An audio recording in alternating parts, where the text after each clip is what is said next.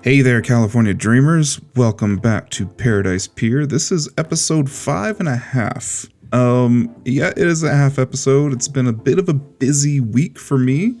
I am going to be on with another YouTuber this week, maybe? We haven't quite figured out exactly when the video is going to release, but I have been working in another park. I had been working in another park for a long time, and so we finally finished up this week, and you will get to see that. Unfortunately, I cannot divulge any more information than that. Hello, you. However, I wanted to talk about something that you're going to see in that video, and something that you kind of saw in this last video too. If I switch to the night view, lighting. Lighting is one of those things that, one of those tools in this game that I think a lot of people don't understand. We have a lot of power, like a lot of control over our lighting. We can make some pretty incredible things. Like, not to say that all of this is incredible, but that is kind of cool. The way that the light is reflecting in there, and the way that this is all feel like it's being lit up and it's properly kind of exuding light. So I wanted to show you kind of my thought process, and we're gonna do a lighting rig on one of these buildings. I actually pulled it out of the park project that I worked on. If you know what this building is, you will have a pretty good idea of whose park I worked on. So in the day, you can see that it's a fairly, nice Egyptian style theater. It's kind of in that style. It has some deco elements on top and a marquee right there. And what we're going to do is I'm going to show you step by step how I would go about and light this thing, and how this really dark and kind of lifeless building will look when we add some lights. So let's take a look and see. I've got them all kind of worked out here. And so I brought them into their own little kind of like samples, because I wanted to show you that each one of these light sources has a really cool characteristic. And if we start with the one on the left here, this is the arm light, and you can see what kind of shape it makes. Depending on how you actually aim it, you can get some pretty good control over that. Also, if you move it closer, you can tighten the angle. So this is a really cool light to use as possibly a sconce or something like that. And the way that it's directing the light up is very useful when you're trying to do some themed lighting design. The next one is the box light. This is one of my favorites because it is it's pretty easy to use. You can hide it pretty much anywhere. It doesn't have a very large kind of unit, and it makes a pretty consistent light all the way across. It's not super bright, so it doesn't completely wash out.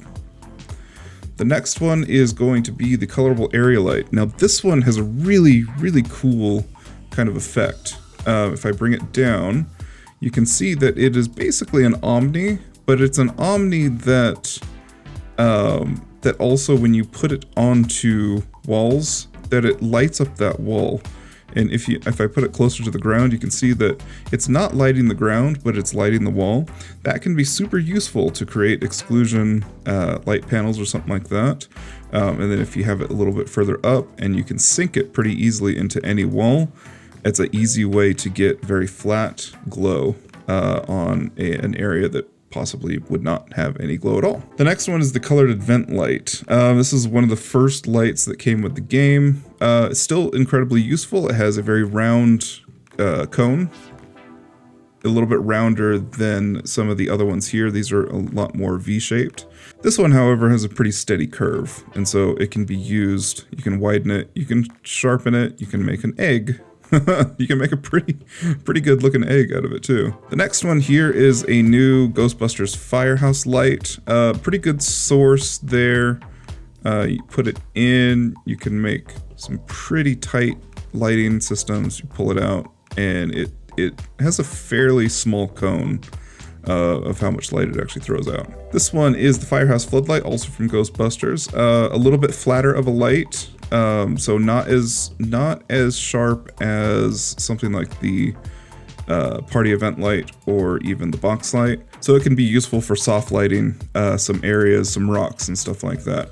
In fact, I believe the rocks in here are lit that way with that firehouse light. The next one is the floodlight from Studios. Not super useful for doing subtle design, but just wanted to show you that you can get pretty flat light this way, and the cone on it is pretty darn large. So it creates a fairly flat light all the way across. We also have the Floodlight 2, which is the floodlight unit. This one's super useful because you can get it really tight to the wall, like I've done here. And you can start to abuse the texture maps a little bit so that it looks like the light is just kind of opening up the texture of the wall. This can be really useful for mood lighting or flat lighting of a wall of some kind. This is a pretty common source here. This is the iron hexagonal lamp, and it pretty much represents all of the different sources that we have. What I usually find to do, because I don't like when the game chooses my colors for me, I will just turn that off and use that as a source in conjunction with another light. This is a really cool light. This is the street light lamp, and this is the one that's actually removed from the pole, so you can get some pretty good effects with it. The really bizarre effect that this one has is that if I change it to kind of a warmer color, when I look at this part of the cone, it is bluer than the actual light. So for whatever reason, this light casts more blue than it does anything else. So you can get some pretty cool blended effects with it. It still has a pretty good radius, and I think we're going to be using that on the theater for a little bit. This is a super useful light. This is the Spooky Wall Light 3. This is the one that you can see pretty much anywhere I need a light source. I usually build my lamps out of this one. Again, I will typically find that I don't like the glow on it, but the glow on it is quite nice, and it holds itself away from the wall just enough that it can look good on its own. But if you need to control the light in your scene, you can always turn the trigger on. Is the Spotlight from Studios. This one will create a very sharp V if you happen to need that shape. And the last super useful light is the Uplight. This one can be hidden a little easier than the arm light.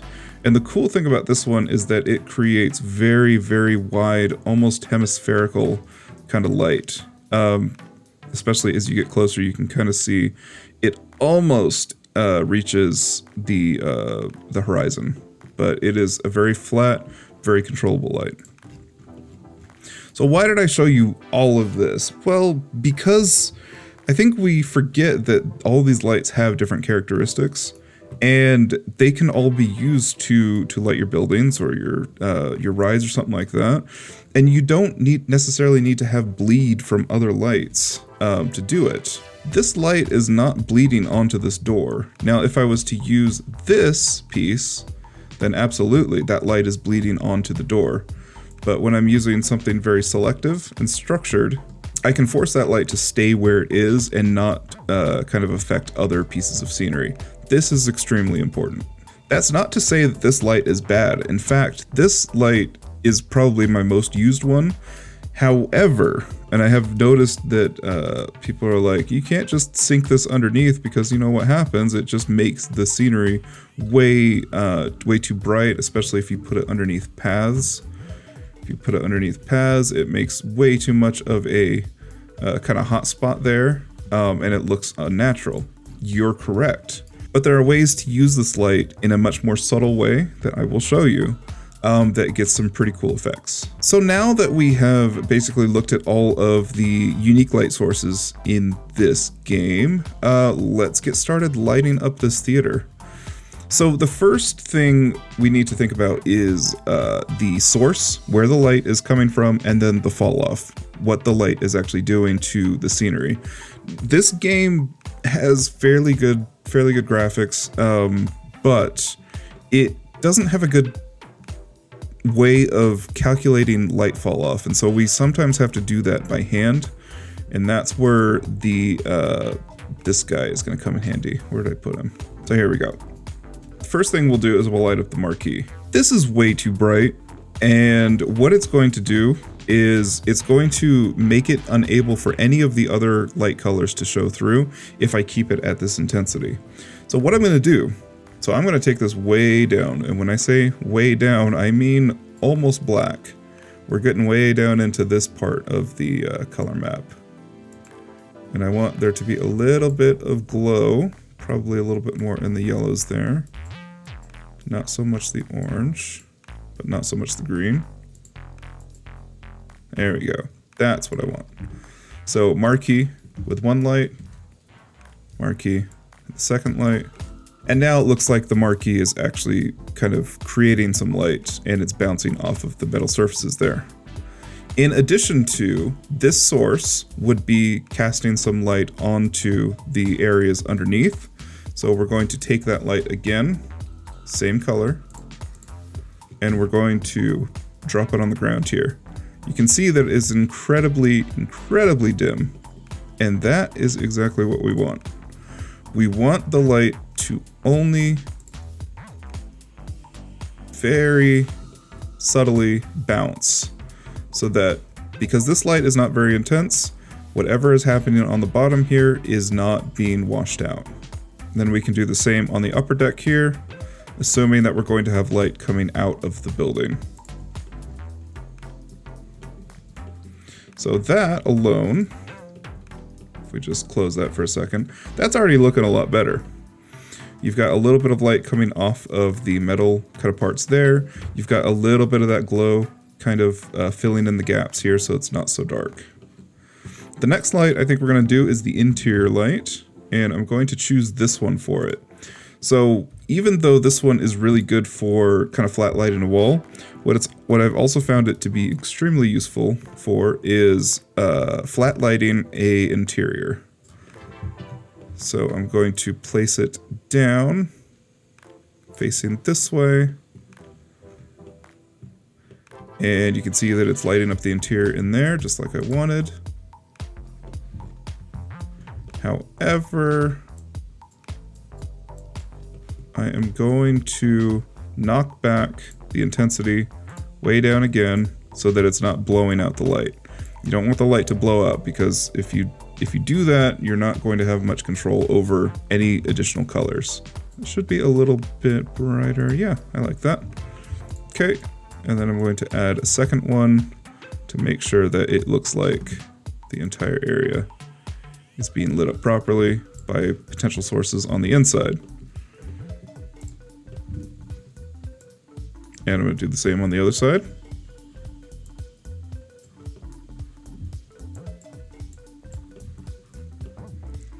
So you got a little bit of light bleeding out from the room, that's all right. And make sure that one looks nice and even. Close that off. So that's looking better. Now we've got some light coming out of that room. And I may beef up these area lights here, making sure the color is appropriate to the actual light source. Let's make that a little brighter so that it blends a little better from the outside to the inside. There we go. Now let's be a little bit more creative. What I want to do on the pillars here is I want to have some downlight going up and some uplight going down. So I want each one of these pillars to be kind of a cone of light. So let's try and do that. So I think I want to use this one because it has an interesting color blender. And I'm going to stick that right there. The biggest challenge with lighting is where to hide the light. These lights can sometimes be pretty large, and it requires a little bit of finesse to try and hide these underground or in a way that it doesn't look like you've got, street lamps just poking up everywhere.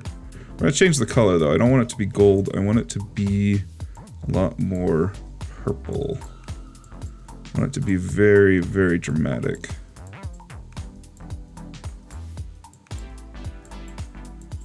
Maybe something like that. And then with the added benefit of that extra blue light that kind of washes on this particular light source, I think that's going to look pretty good. So that has definitely added some drama to the theater, which is what we wanted. Now let's do the top. And for the top, I think we'll do the standard arm light.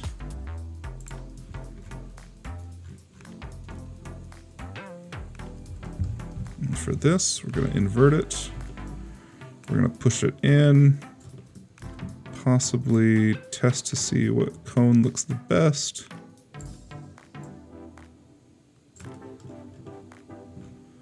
And also have to make sure that it's not peeking out of the roof there, because that would be bad.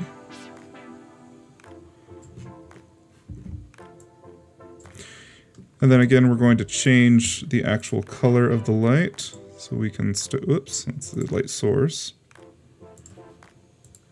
Change the color of the light there, and possibly go do like yeah, like that.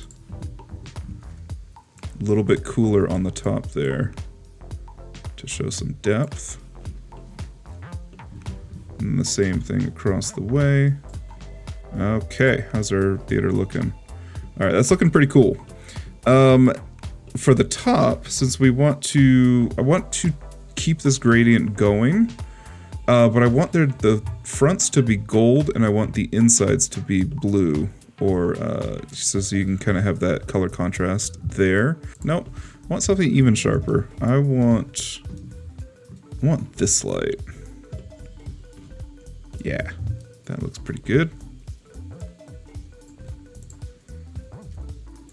Copy it on the other towers. Actually, that's looking all good. And then what we're going to do is we're going to carry these box lights on the sides. So I've got a bit of a gradation here. I've got that magenta, then it goes to purple, then it goes to blue. Possibly push it a little. Yeah, there we go. A little clearer there. Going to copy it across.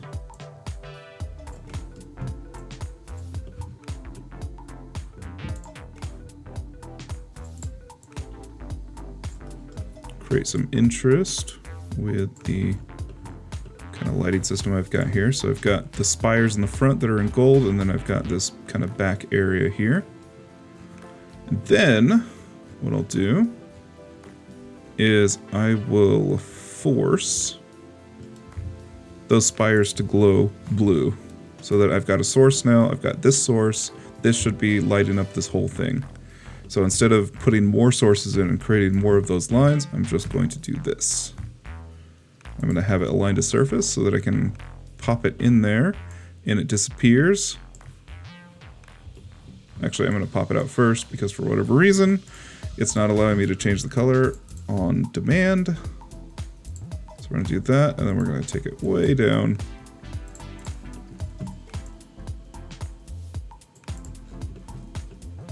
So now the spires look like they are actually glowing this same color blue. And it looks like our lights are actually functioning pretty well. And now let's take a look at our theater. Woohoo! It's looking pretty good. I really like that. I may actually change this color a little bit to go a tad bluer off the bat.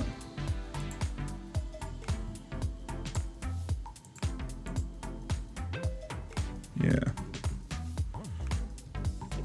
And now what we're pretty much doing at this point is we're making sure that the light makes sense. So I've got this gold marquee. There would be some fall off here. So I'm going to take this light in here and I'm going to apply it to this kind of area here, but it's not so bright that it is actually taking away the blue. It's just adding a little bit of gold. So I'm going to do the same on this side. And then anywhere else I need a little bit of fall off color, so it could be here because there's a lot of purples or magentas.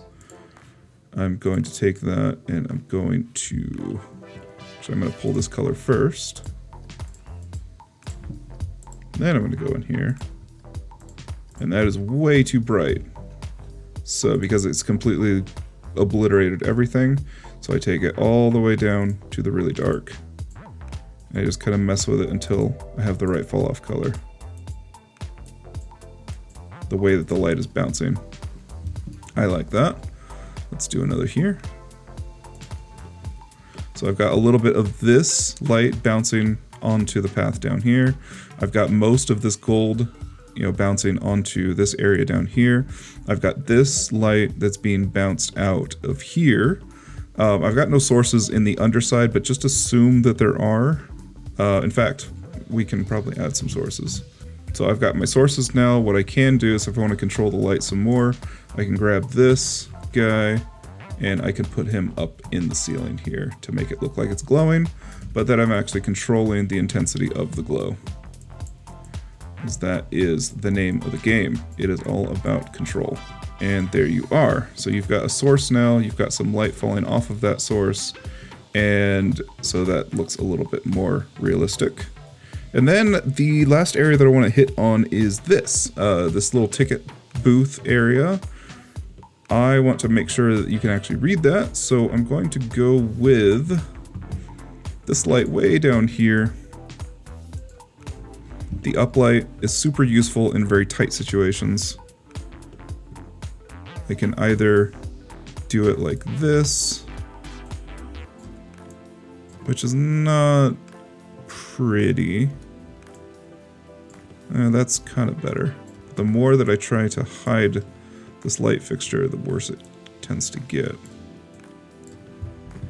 Let me push it out a little bit more. Nope.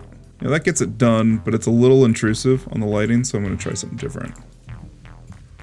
I'm going to put that here, and then I can also use, I can use the side of this light since it is so wide.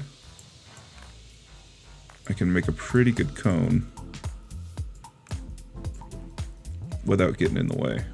And so this booth tends to, it has these little these little knobs. It's not great. There's probably a better solution for this, but for now, we'll go with it.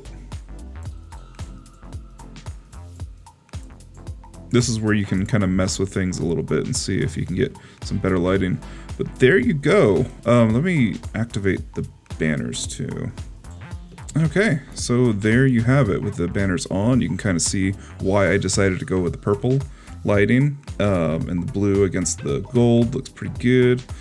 That is what you can do. It's very controlled lighting. If I put an object next to the fall off is actually working, you can see that it is bouncing that purple light off.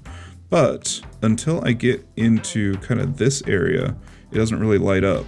And the same can be said for like people, because this method of going really dark with the light that you use for your area light, it actually lights up peeps in a way. Let me actually grab some. You can see that their light is actually quite nice and even.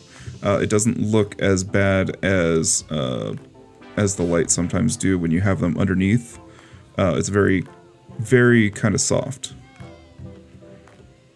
and now they're lost. I'm gonna put them back. So there you have it. With this arsenal of lights, you can create some pretty good controlled lighting design that doesn't bleed, that allows you to do some really cool things, and that just makes your park look a whole lot better. If I take all these items off, because I've done them in a separate area, yeah, it changes quite a bit. Like from there, let's do that again. From there, oh, it's pretty night and day. So I'll leave that with you today. If you liked what you saw, you know what to do. We should be back with another episode of Paradise Pier here pretty soon. It depends if we're gonna do Paradise Pier, if we're gonna do Nagali Park. Which one did we do last? We did Nagali Park last, so we might do a Paradise Pier, the second part of the queue build, which should be pretty fun, and where I can employ some of these lighting techniques. So for now, I'll leave you to it, and I hope you have a great day, and hope to see you next time.